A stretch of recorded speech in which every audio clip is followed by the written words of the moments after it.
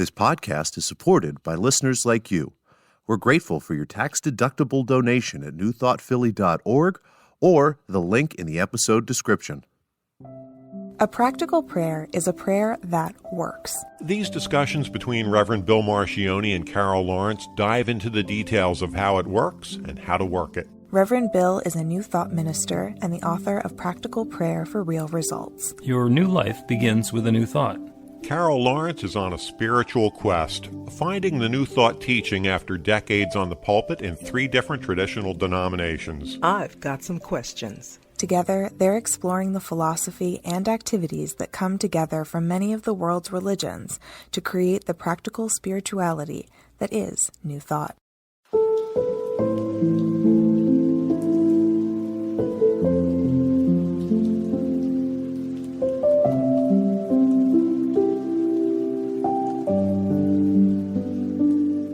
Welcome to the Practical Prayer Podcast. I'm Carol, here with Reverend Dr. Bill Marcioni. And you wanted to talk about New Thought denominations. Yeah, first of all, is denominations the proper term? No. Okay. It is not the proper term, but instead of trying to figure out what the proper term is and introduce it that way, we're going to start with denominations because that's what people think of it as, and then work our way backwards to what it actually is.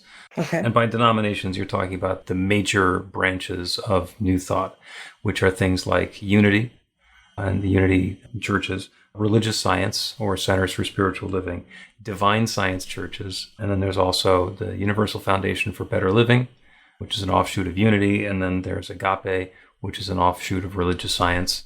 And there are other individual ones like Hillside Chapel in Atlanta, and there are some other large ones that have made their own mark. So people think of those as denominations because they're different ways of doing the same thing, in the same way that Methodists and the Baptists are different denominations of Christianity. They have an awful lot in common, but they identify themselves by what's different. Mm-hmm. Yeah. You're not one of us.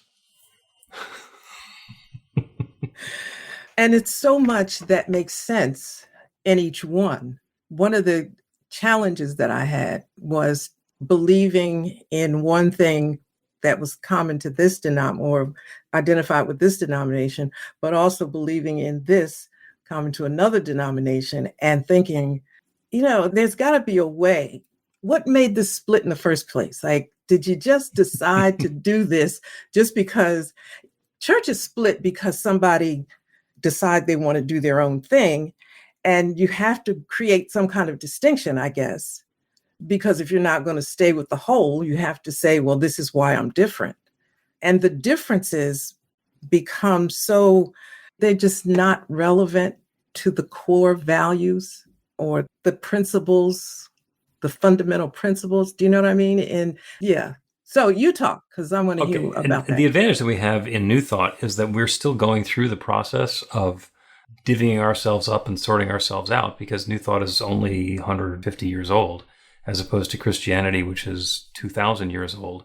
And there are a lot of decisions and waypoints and detours that happened so long ago that nobody really knows why that happened. I was having a wonderful conversation with the executive director of Unity Worldwide Ministries, because he was on a panel with me and we were talking about what we have in common and what makes us different.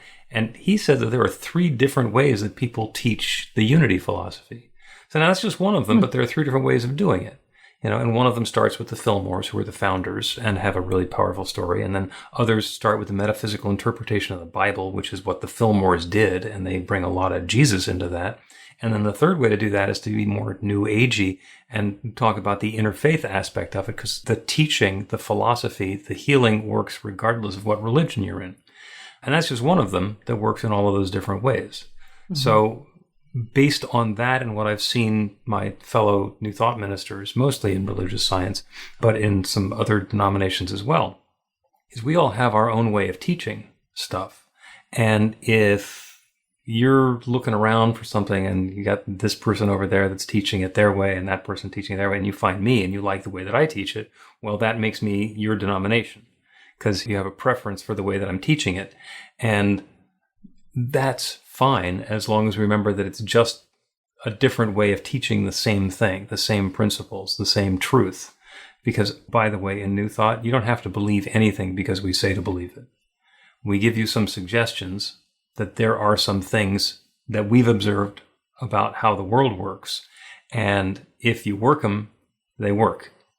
And so, it doesn't matter whether you believe it works or not. It's going to work, even if it works by seeming like it doesn't work.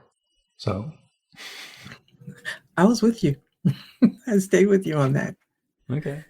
Yeah, I get that, because before I met you, I had been around Centers for Spiritual Living quite a lot, and tuned in different parts of the country, broadcasts in different parts of the country. And so I had a pretty clear understanding of what that part of New Thought was like. But I didn't know that there were so many others. I knew about unity, and I said, okay, unity, it's pretty much too much like what I had come from. And I was, to be honest, to use the word that's not cool to use, but I was just afraid that if I stopped in unity, if I unpacked my bags in unity, I would not be able to see New Thought clearly, because it was so, do you know what I mean? It was just had too much in common. That second one that we were talking about is the metaphysical interpretation of the Bible. You were already doing that. I was already doing that, but I didn't have a mentor to help me in the gray areas, that I might not have even known were gray areas. So, I thought, well, that probably is the best place for me to be, in unity. So I'm making all of these decisions on my own.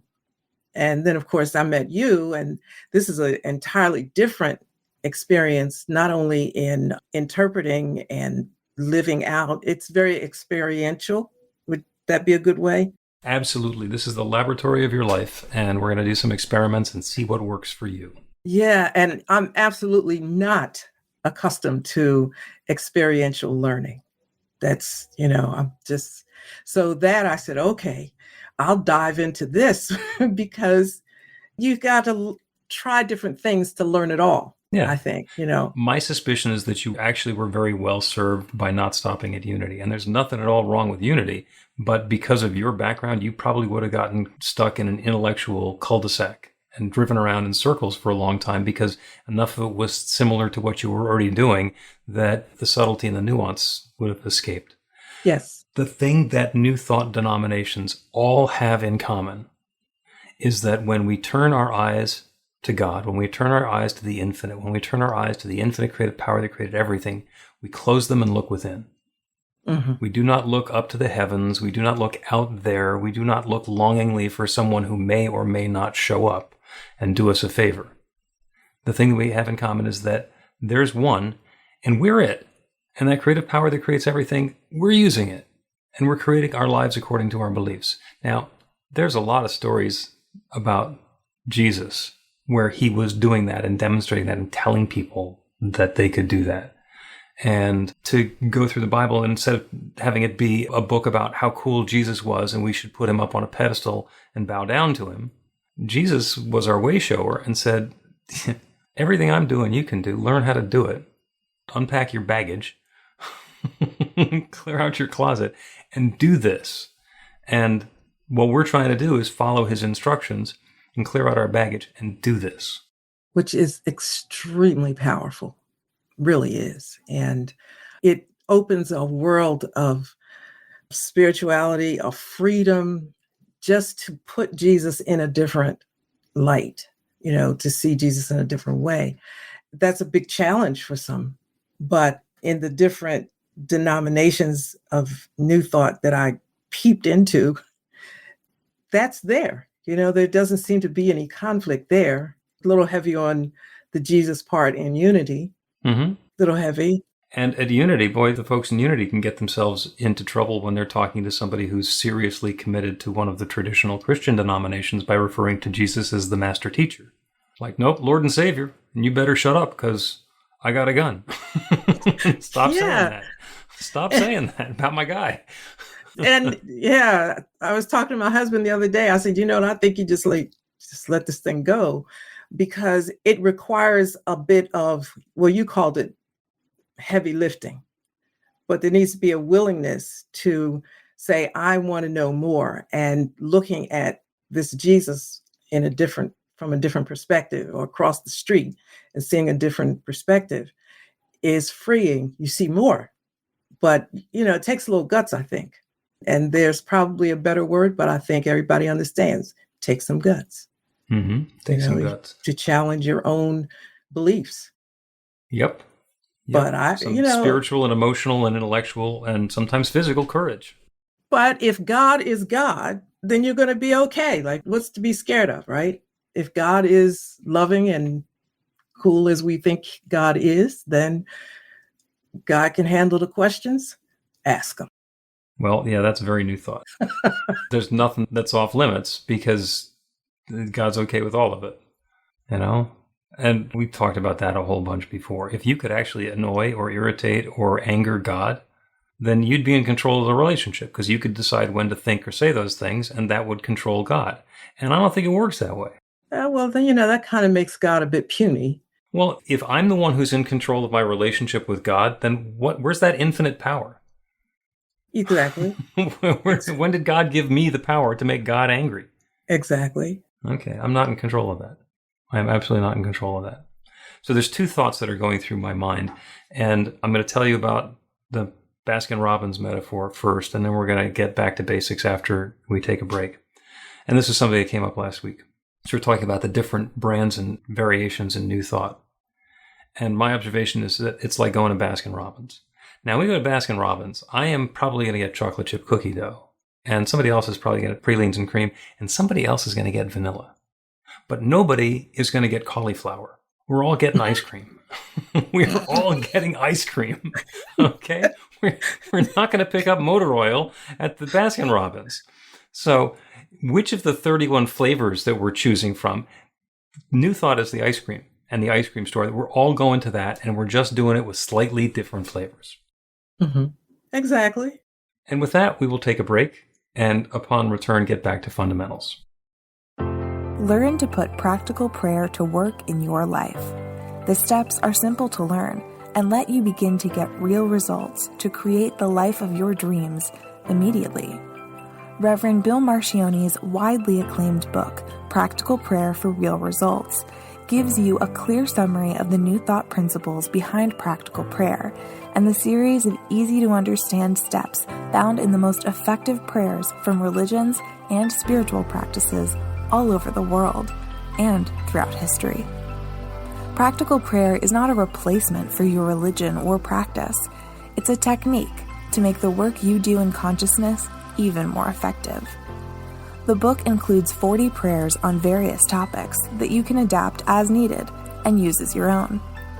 Practical Prayer for Real Results is available in paperback, Kindle, and audiobook on Amazon or at b-the-light.com. That's b-the-light.com.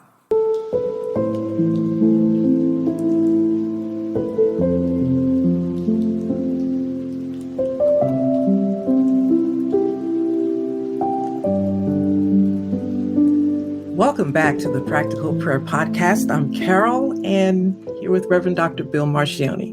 We're going to go back to basics, right? We're going to go back to basics. We're talking about New Thought denominations. And my background is in religious science, which is the one that was founded by Ernest Holmes and described initially in the Science of Mind textbook.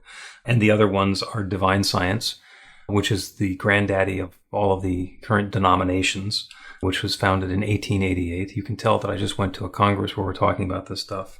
Unity was founded a year later. And then there's the Universal Foundation for Better Living, which was founded by Dr. Johnny Coleman in Chicago and has grown into its own sub-denomination. That's based on unity. And then there's Agape, which is Michael Beckwith's work based in Los Angeles that's continuing to grow and evolve and work. And I'm most familiar with the religious science ones. There are some others, individual ones, and the Swedenborgians have been around forever and ever. We all trace our lineage, all the ones that I was talking about previously, to the philosophical work that was done by Ralph Waldo Emerson. So he and the Transcendentalists thought about these ideas of oneness and what that meant, and that there's not a Father and a Son and a Holy Spirit in the sense of three different powers that are doing different sorts of things. There's no duality. There's no force for evil. He said there's one, and we're all using it, and didn't tell anybody how to do it. He implied that we could change our life experience through our beliefs and our thinking, but he didn't say how to do it. So, and that was in the early 1800s. In the mid 1800s, this guy, Phineas Parkhurst Quimby, up in New England, tried it. So he came up with the technique of mental healing, and he did lots and lots of experimentation and healed, I think, 12,000 people in 7 years. And it worked. And then Thomas Troward, who had been a judge in India, a British judge in India, when he retired, he started lecturing and writing on this stuff and really brought a lot of the pieces together. And those were the foundational pieces that turned into these New Thought teachings. So we all have that in common. And oh, by the way, Ralph Waldo Emerson was a Swedenborgian because Emanuel Swedenborg had similar ideas 100 years earlier than that. And that teaching is still around. And so we all have this in common. And what we want to do is be able to identify what we have in common and then be able to celebrate the things that make us distinct and different. And like I was talking about before, the different flavors of New Thought. So I was having a conversation based on the Congress that when you start talking about the fundamentals, the principles, Ernest Holmes has 11, and that's in the Declaration of Principles, which is in Science of Mind magazine every issue. And it's 11 different things that we believe. And then Agape has their own list, but there's only 6 of them. There used to be 5, but they added another one. And I don't disagree with almost any of it. There's one word that I disagree with that Ernest Holmes said, but we're going to let that go right now because otherwise it's just going to be a discussion of, it's going to be a disagreement between me and the founder. So I'm not going to do that. But when we started New Thought Philadelphia and focused on let's change from the language that has been to the new language, we said, this is a teaching of oneness. There's got to be one fundamental belief that we believe. So what is that? And so we discussed back and forth what it is. And the notion is it's done unto you as you believe. And Jesus said that very clearly. And we can celebrate the fact that Jesus said it, or we can celebrate the fact that it's true. So the way that we say it at New Thought Philadelphia is we believe there's one power, love, intelligence, or force that creates everything, including us, and that we each use that power, love, intelligence, or force to create our lives according to our beliefs. And everything else is details. Now, there's a lot of flexibility and variability in the details. And we added the word force just because, starting in 1977, there was an idea of the force. And if I could use the force, then I would, and you can. It's just that the tool we use with the force is not a lightsaber, it's a prayer. And everything else is built on top of that. And when I look through the Declaration of Principles, the 11 different things that Ernest Holmes is saying, they're all different ways of expressing, understanding, and experiencing that same fundamental thought. That there is one that creates everything, including us, and that we use it ourselves to create our experience. I remember when I found New Thought and the Science of Mind textbook, I went online and found the principles and tried to memorize them. Then when I'd look at another New Thought denomination, the principles would be different in content and number. So I was looking at the principles, trying to determine how and where do I land or fit in. I thought I had to land somewhere, but I didn't like the idea because I tried the landing thing in 3 traditional denominations. And I thought, I just want to know what this is. And so I looked at some denominations were very organized, very, very structured and huge and had a lot of bureaucracy going on. And I thought, I know about that. I'm not doing that. And then it was a couple, but I chose this one because it was small and different. It's experiential. So that is out of my comfort zone completely. And I thought, if it's completely out of your comfort zone, then you're going to learn. And I needed to be able to learn all of the nuances and the whatever. So I thought it was a good place to land. But it's a beautiful tapestry. And when you have something that is so beautiful, it seems like it's almost wrong to stand apart and say, we're this and this one is not that, So that's why I was really anxious to hear what you had to say and what the conclusion of the matter is going to be. Yeah. Well, one of my mentors several years ago pointed out that if somebody's in any of the branches of New Thought, they think that their way is the way, and they think that the other branches of New Thought are different or got something wrong. And the interesting thing he said is, as soon as somebody's trained in a second one, they understand how exactly the same we all are. And basically, it's just whether you're going to be scooping out of this tub or that tub at the same ice cream shop. And that is tremendously empowering for me, because there are people who love the Bible. And, being able to do Bible study and get the metaphysical truths out of the Bible is very, very powerful. There's a lot of truth in Scripture. There's a lot of stuff that gets misinterpreted in Scripture, but that's where the fun comes in. And I actually started using more and more Scripture, whether it's the Old Testament or the New Testament or the Bhagavad Gita, because they all have some really wonderful things to say. And all of the world's religions have some really great holidays. New Thought doesn't have any holidays other than the solstice, and that we didn't make that up. We just kind of wait for it to show up and then have fun. But, they all have something to offer. And instead of saying, oh, that's theirs and this is ours, and we have to keep that outside the corral and this is inside the corral, it's all one. We remind ourselves it's all one, and that we are free to take the input and be uplifted by whatever's there. Now, if I want to take Jesus' words and use them to injure somebody, I've missed the point. Mm-hmm. But people do that all the time. Well, yeah, but I don't think that's a good idea. No, but in New Thought, you have the opportunity not to do that. Mm-hmm. I read something today, I think it was a post or something, and they said, can prostitutes change and become good wives? And I can tell you that it's something about that that just went through me, right? I've never been a prostitute. I don't know any prostitutes, but it was a hurtful thing to me to read that somebody would ask that question, because I said, they're doing just like everybody else.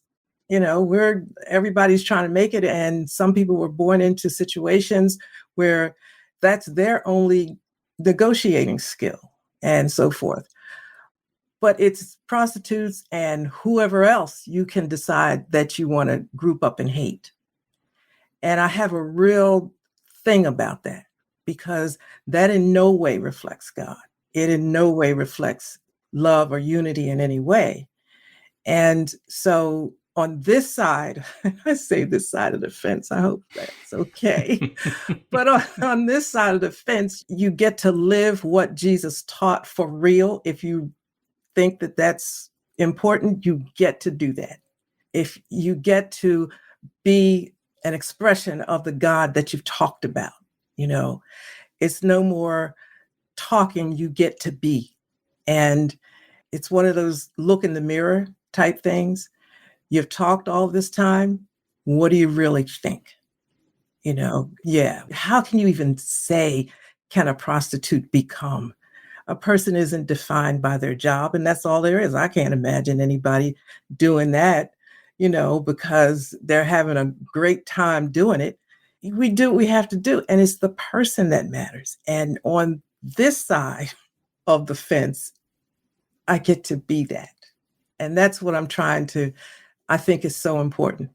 It's like you get to be real over here. So with all of the denominations, it's like, well, let's go to the ice cream thing. Okay. All right. It's all ice cream. It's all good. I'm a vanilla person. There is only vanilla on the planet. All the rest of the ice cream is fake. It's perfect. People mixing crap in with perfectly good vanilla ice cream. Exactly. That's my, but at the same time, people are having a ball and the ice cream man's making a living. So what's the deal? I don't like all of that chunks and stuff in my ice cream, but you do. What am I supposed to do? Come over and slap the ice cream out of your hand? That's what people like to do. That's God, right?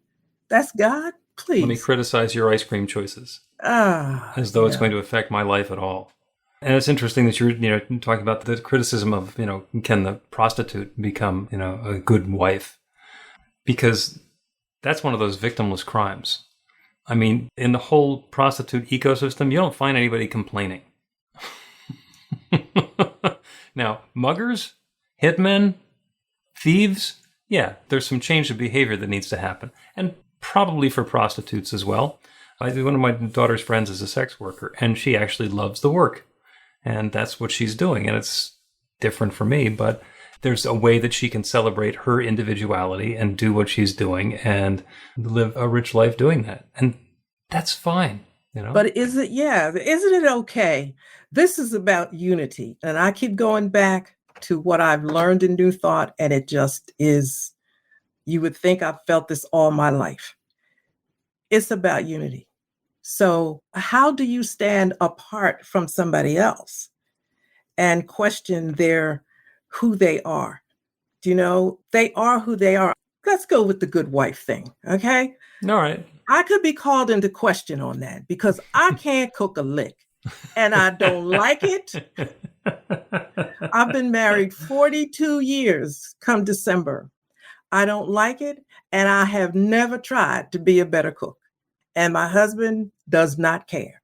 But people on the outside have looked, What's even the matter with you? in the churches, they would criticize me for that.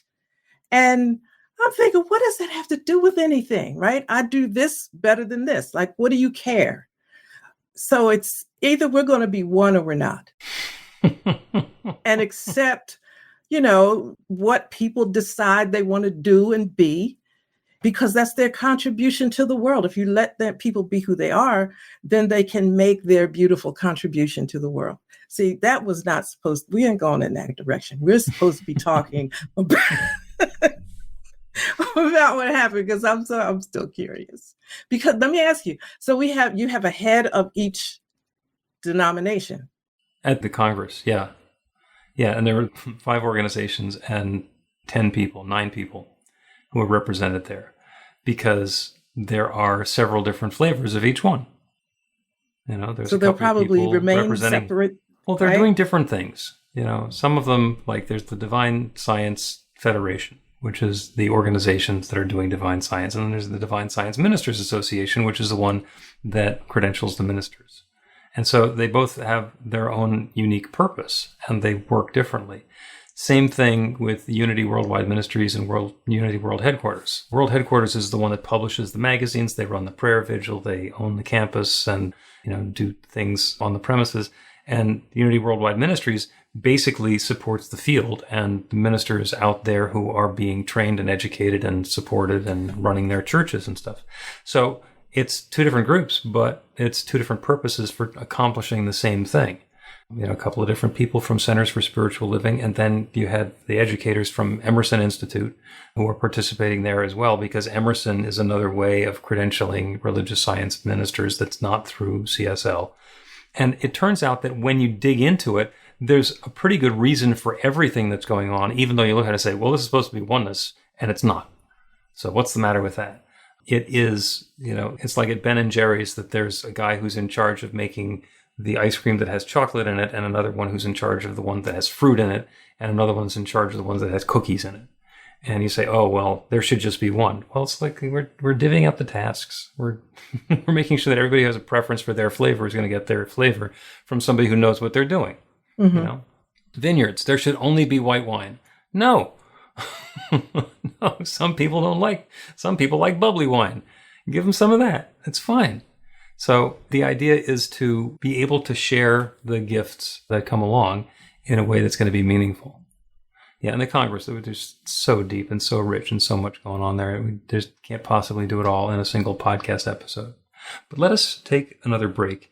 And I think that the prayer that we get to do together is on sharing our unique gifts in a way that's going to be helpful. Get inspiration in an instant. God calls are the gentle and uplifting moment of truth to help you remember that the bright light of God's love is shining right now as you. It's your God Call with Reverend Bill. Start your 2-week free trial today, and you'll get a phone call 4 times a week from Reverend Bill with an uplifting half-minute message filled with insight, wisdom, story, and fun. Let your light shine. You can answer the call to listen to it live or let it go to voicemail so you can hear it later. After the free trial, your subscription is just $5.95 a month. The details are at godcall.org.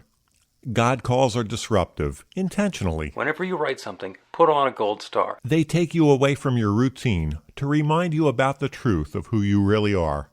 They come at random times between 8:15 a.m. and 6 p.m., so you won't be expecting them. And somehow, the message is exactly what you need to hear at the time. Magic is loose in the world. It's a moment of motivation in the middle of your day. Find out more and start your 2-week free trial now.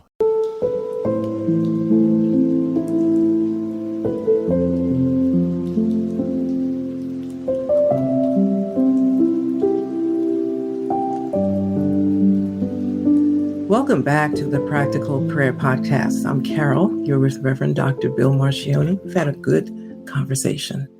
Wide-ranging conversation about New Thought denominations, what we have in common, but also the different things that makes us be unique flavors. Mm-hmm. Unique gifts, talents, approaches, and perspectives. Because oneness, unity, does not mean uniformity. We can have nuance and difference. And in fact, that's what the prayer is going to be about. We're going to do a practical prayer on sharing our unique gifts and skills and talents, because everybody has their own. Everybody is an expression of that one infinite creative power. Every person who exists, everybody within the sound of my voice, is a child of God. And we are all exactly the same in that nature, that we are the divine expressions of that infinite creative presence, that divine creative power. And we're all put together differently. We're all a slightly different flavor, or perhaps wildly different flavor of that divine power and presence that is God. Yeah. So we get to understand what our gifts are and then share them with the world. And whatever way that we are called to do that is good. It must be good because, see point A above, we are all divine and perfect expressions of God's infinite love. So when we take that to prayer, we recognize that there is an infinite creative power. There is that one. We call it God or spirit or nature or the creator or the divine or the Big Bang, whatever it is that we call it. It is that one from which everything is created. That divine power has been sharing itself, revealing itself, expressing itself, and unfolding itself as all of its creation since the very beginning of time. Everything that exists is that one folding back upon itself and revealing itself in a new and specific and particular way. And that is true of me and of each one listening to this prayer. Each of us is a divine and perfect expression of God's infinite love, unique in our own way, each with our own perspective, our own timing, our own observation, our own thoughts, our own abilities and talents and skills and gifts and interests and motivations. Each of us, in one way, exactly the same, and each of us, in our own way, unique and special. So as we open to the awareness of the gifts that we are, the gifts that we have, the gifts that we are able to share, we are guided in sharing those gifts in a way that brings uplift and good into our world, into our experience as health and vitality, as prosperity and experiences of enoughness and plenty, of love and connection and relationship with our beloved, with our family, with our friends, with our neighbors, with our government, with our coworkers, with our clients, with our world. As our creativity, the way that we share those gifts, the way that we express ourselves in the world and bring newness and freshness in our own special way. The way that we connect with Spirit. All opportunities to do it in our own unique and special way. To open a channel to allow that goodness to flow into experience. So each one of us, right now, I'm claiming this by action of this prayer, each one of us is guided and inspired and aware of the gift that we are and the ways that we can share it. Inspired to share and bring more of that goodness and richness and sweetness and love into the world through whatever work or activity or intention that we are expressing. And that's how love unfolds. That is how good is revealing itself even more fully and richly in the world. I'm so grateful for it. I'm grateful for the willingness of each one to share, to connect, to deepen, to let go of distractions and disbelief and open to that truth, to allow that bright light of love that they are to shine. I'm grateful for the wonderful way that that light shines. I'm grateful for the gifts being shared. I'm grateful for the gifts being received. I'm grateful for the awareness of this creative process and to be able to speak this word and release it into that creative law and know that as it always has, it is once again saying, yes, this good is underway now. And so I let it be. And so it is. Amen.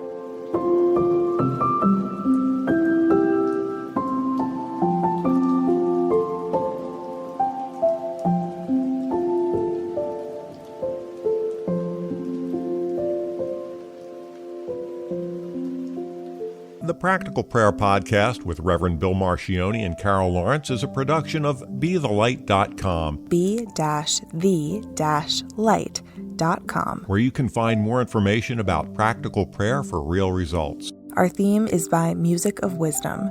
You can learn about the spiritual community of New Thought Philadelphia with daily guided meditations, Weekly celebrations of spirit, and Reverend Bill's classes in practical spirituality at newthoughtphilly.org.